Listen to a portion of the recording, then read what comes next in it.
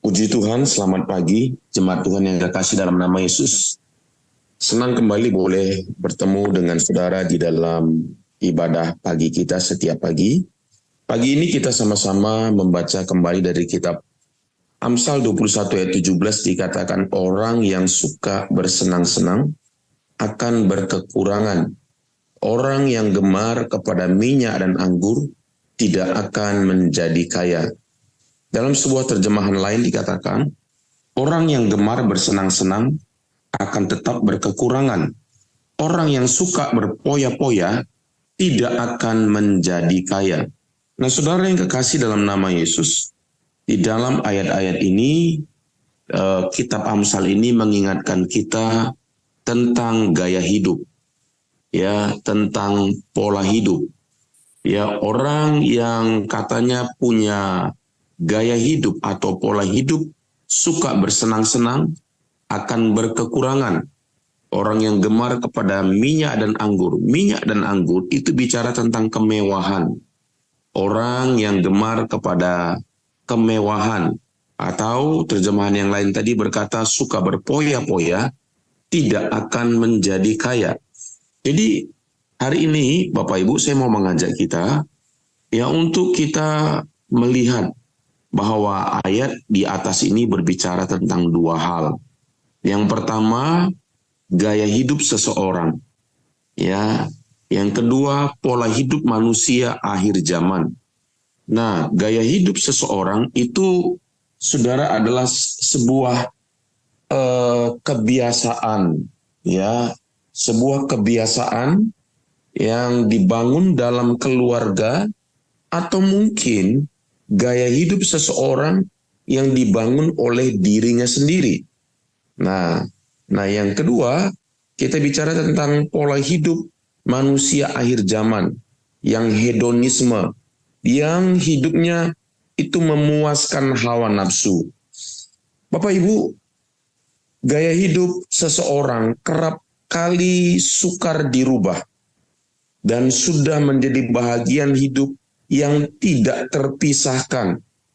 Ya, gaya hidup gemar bersenang-senang, gaya hidup suka berfoya-foya.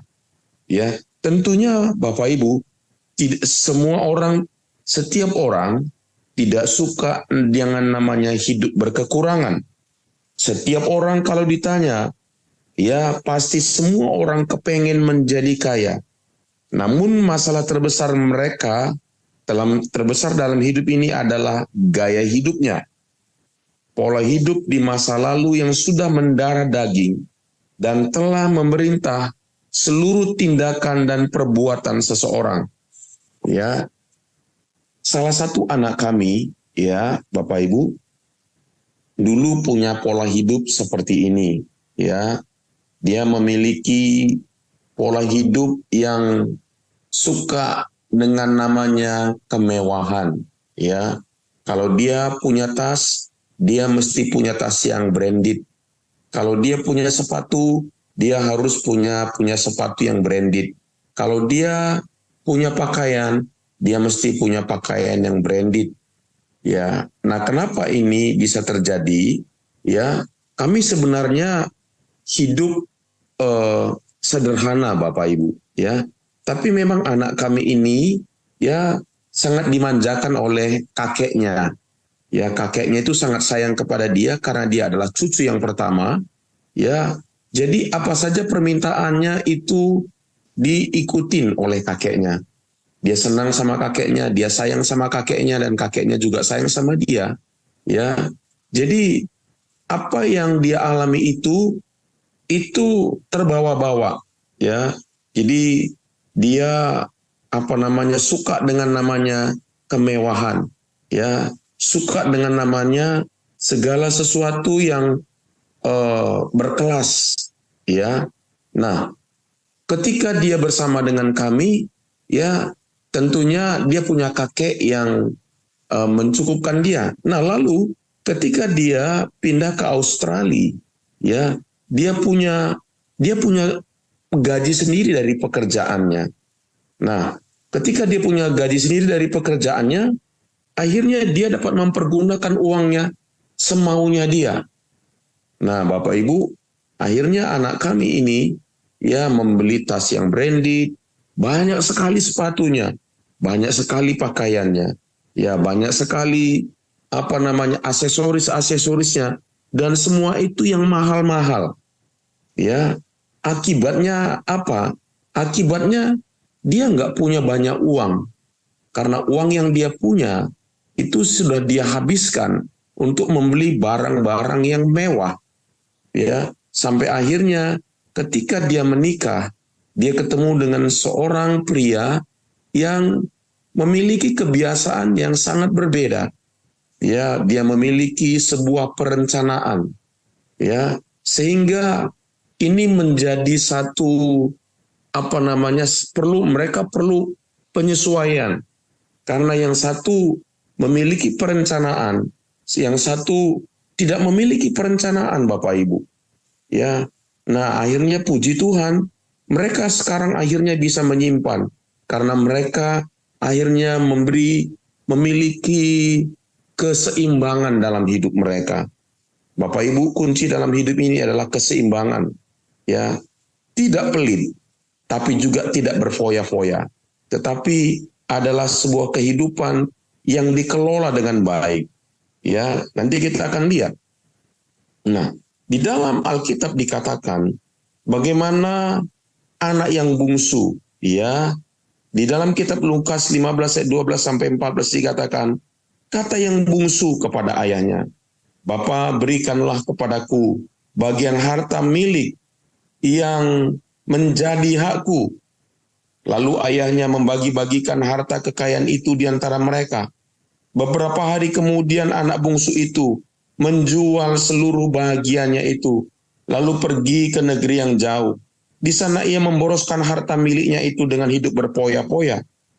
Setelah dihabiskannya semuanya, nah setelah ini namanya dua kali terjatuh. Setelah hartanya habis, nah timbul lagi apa? Timbullah bencana kelaparan di dalam negeri itu, dan ia pun mulai melarat. Bapak Ibu, anak yang bungsu tiba-tiba memiliki harta yang begitu banyak karena dia mendapatkan warisan dari orang tuanya. Tapi karena anak ini, ya nanti kita akan lihat, tidak memiliki kemampuan untuk mengelola apa yang diberikan oleh bapaknya, apa yang diberikan oleh ayahnya. Akhirnya kita tahu, dan juga anak ini dalam hidupnya dikatakan memboroskan harta miliknya dan hidup berfoya-foya. Jadi Bapak Ibu, ya kenapa seorang melarat dalam hidupnya? Sama seperti ayat ini, katakan suka bersenang-senang akan kekurangan, karena memang tidak punya kemampuan untuk mengelola apa yang dipercayakan kepada dia. Nah, tadi saya pertama bicara tentang gaya hidup seseorang. Jadi kenapa orang bisa melarat? Bisa jadi karena memiliki gaya hidup, ya, gaya hidup yang suka berfoya-foya, kebiasaan. Nah, yang kedua, ini juga bicara tentang pola hidup manusia akhir zaman, hedonisme, ya. Di dalam kitab 2 Timotius 3 1 sampai 4 dikatakan, ketahuilah bahwa pada hari-hari terakhir akan datang masa yang sukar. Manusia akan mencintai dirinya sendiri dan menjadi hamba uang. Mereka akan membual dan menyombongkan diri. Mereka akan menjadi pemfitnah. Mereka akan berontak terhadap orang tua dan tidak tahu berterima kasih, tidak memperdulikan agama, tidak tahu mengasihi, tidak mau berdamai, suka menjelekkan orang, tidak dapat mengekang diri, garang, tidak suka yang baik, suka mengkhianat, tidak berpikir panjang, berlagak tahu. Nah lihat, lebih menuruti hawa nafsu daripada menuruti Allah. Bapak Ibu, saya percaya bahwa ini adalah akhir dari akhir zaman. Kita lihat bagaimana di platform sosial media, semua orang hari ini sepertinya melakukan sesuatu menuruti hawa nafsu mereka, dengan berbagai hal, dengan semua barang-barang yang mewah, dengan semua barang-barang yang branded. Di hadapan kita sedang dipertontonkan, sedang ditunjukkan segala sesuatu yang orang sekarang tidak lagi punya penguasaan diri. Ya, contohnya saja, ya Bapak Ibu kita tahu, itu dimulai dari mana? Dari makanan cepat saji. Nah, ini makanan junk food namanya. Makanan cepat saji. Biasanya kalau ibu-ibu memasak, Bapak Ibu membutuhkan untuk makan keluarga, dibutuhkan waktu ya minimal 30 menit, 1 jam untuk semuanya bisa kelar. Dan orang sekarang tidak punya penguasaan diri. Bapak Ibu orang lebih suka pergi ke makanan-makanan cepat saji. Ketika kita pesan, ketika kita duduk baru 5 menit, makanan kita sudah siap. Ini menggambarkan tentang ketidakadaan penguasaan diri hari ini. Katanya menurut ayat ini adalah lebih menuruti hawa nafsu daripada menuruti Allah. Bapak Ibu, itu yang terjadi hari-hari ini. Ya, dalam hal makanan, dalam hal waktu, di mana orang berfoya-foya dengan waktu mereka, menghabiskan waktu mereka berjam-jam di sosial media. Bapak Ibu, tidak ada penguasaan diri di dalamnya Bapak Ibu. Kecuali di sosial media Bapak Ibu memang belajar. Bapak Ibu sedang mendengarkan khotbah.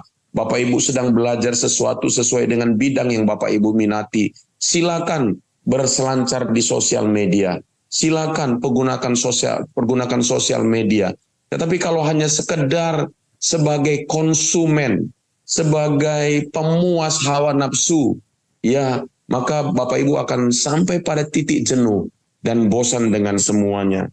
Nah, itu sebabnya ciri hidup manusia akhir zaman. Ini memang sebuah pola hidup manusia akhir zaman.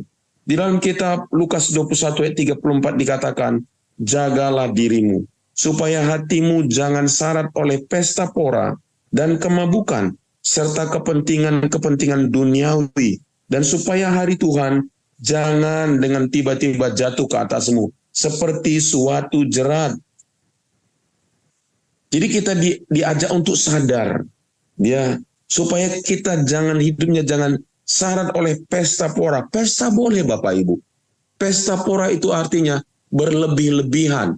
Segala sesuatu yang berlebih-lebihan itu membuat kita tidak bisa senantiasa akan memiliki kekurangan.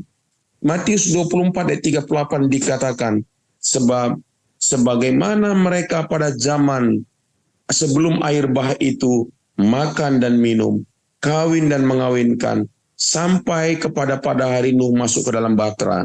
Nah, Bapak Ibu, seperti inilah kehidupan manusia akhir zaman. Ya.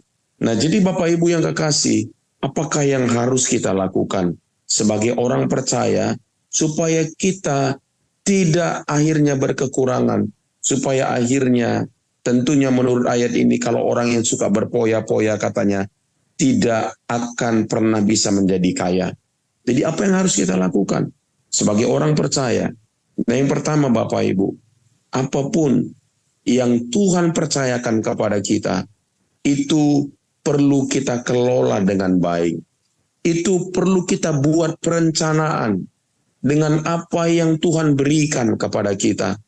Saya mau nanya kepada Bapak Ibu, pernahkah Bapak Ibu mendapatkan berkat lebih daripada apa yang Bapak Ibu pikirkan? Apa yang Bapak Ibu pernah punyai? Mungkin ya selama ini kita punya pendapatan sekian, tiba-tiba Tuhan berkati kita lebih besar dari itu. Apa yang akan terjadi dengan hidup kita?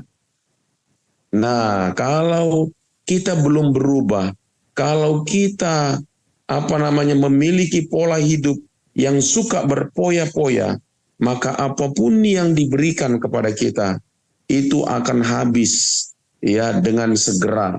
Tidak butuh waktu yang lama. Ketika di dalam pekerjaan Bapak Ibu mendapatkan kenaikan gaji yang signifikan. Ketika di dalam usaha atau bisnis mendapatkan pendapatan yang belum pernah Bapak Ibu hidupin selama ini. Ya, apa yang kita lakukan? Alkitab mengajar kepada kita untuk kita membuat perencanaan.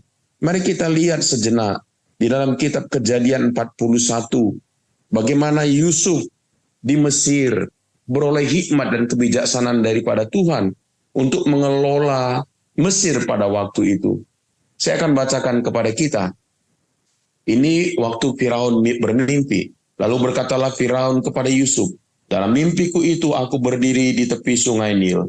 Lalu tampaklah dari sungai itu keluar 7 ekor lembu yang gemuk badannya dan indah bentuknya, dan makan rumput yang di tepi sungai itu. Tetapi kemudian tampaklah juga keluar 7 ekor lembu yang lain, kulit pemalut tulang sangat buruk bangunnya, dan kurus badannya. Tidak pernah kulihat yang seburuk itu di seluruh tanah Mesir. Lembu yang kurus dan buruk itu memakan ke-7 ekor lembu gemuk yang mula-mula. Lembu-lembu ini masuk ke dalam perutnya, tetapi walaupun telah masuk ke dalam perutnya, tidaklah kelihatan sedikit pun tandanya. Bangunnya tetap sama buruknya seperti semula.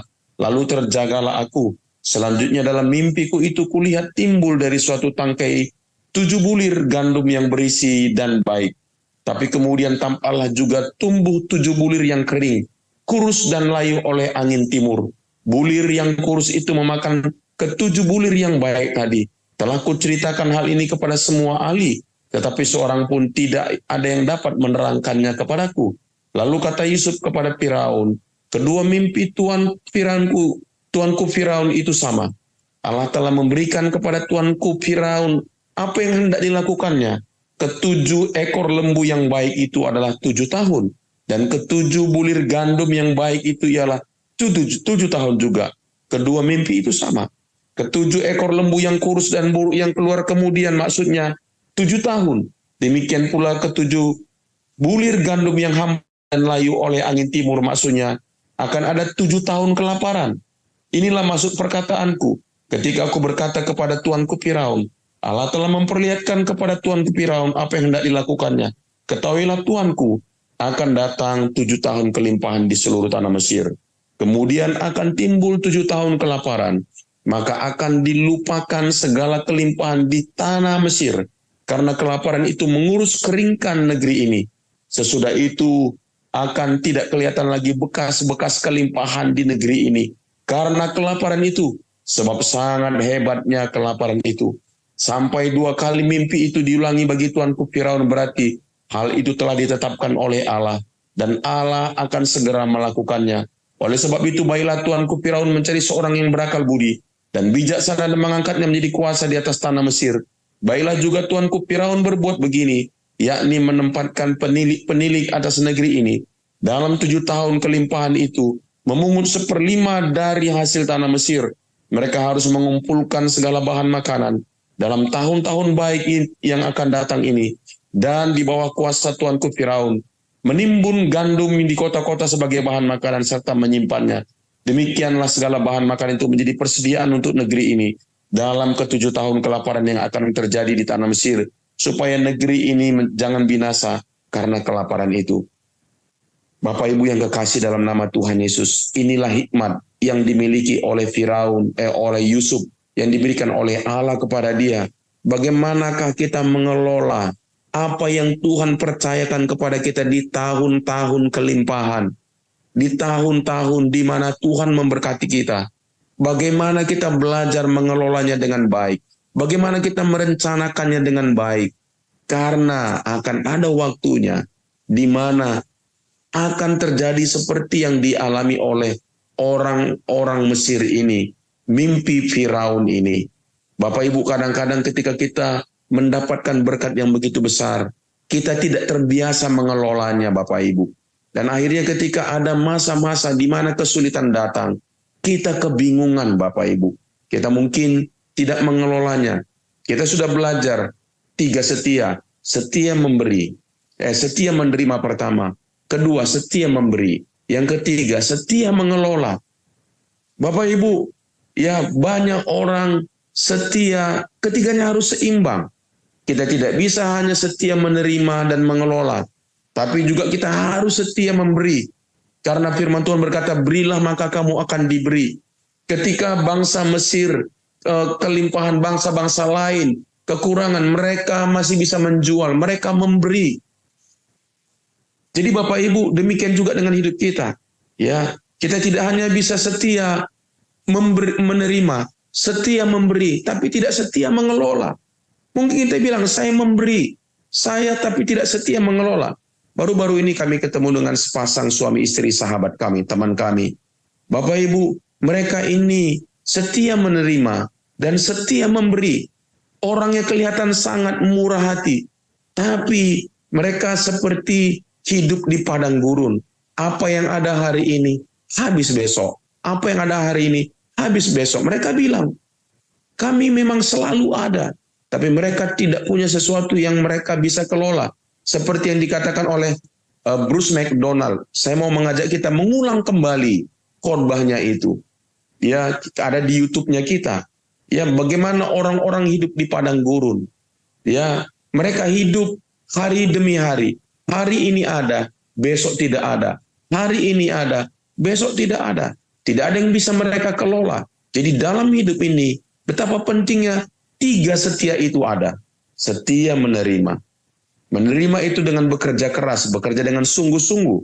Setia memberi, berbagi, rencanakan uang saudara. Coba Bapak Ibu begini. Ketika di gereja dikatakan, Bapak Ibu mari kita memberi.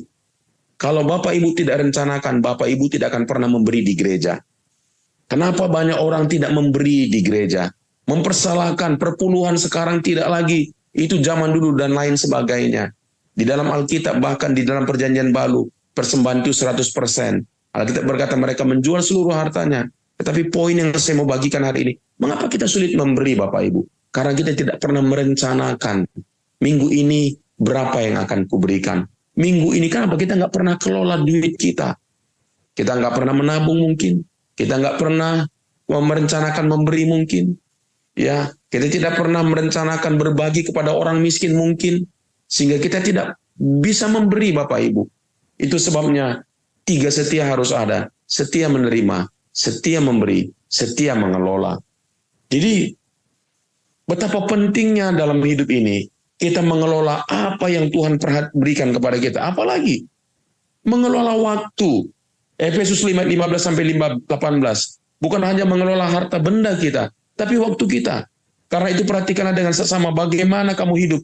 Janganlah seperti orang bebal, tetapi seperti orang arif. Pergunakan waktu yang ada.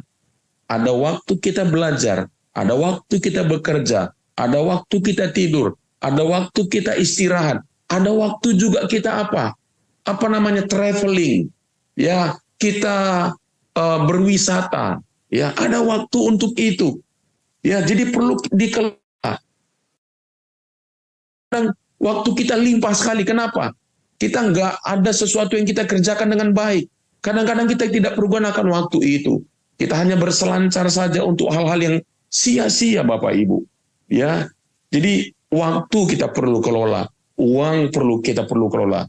Nah, jadi yang pertama tadi saya berbicara bagaimana kita sebagai orang percaya, mari kita kelola apa yang Tuhan percayakan kepada kita. Dan yang kedua adalah bagaimana kita penguasaan diri, menguasai diri kita. Ketika kita diberi kelimpahan, mari kita kuasai diri kita. Karena penguasaan diri adalah buah roh.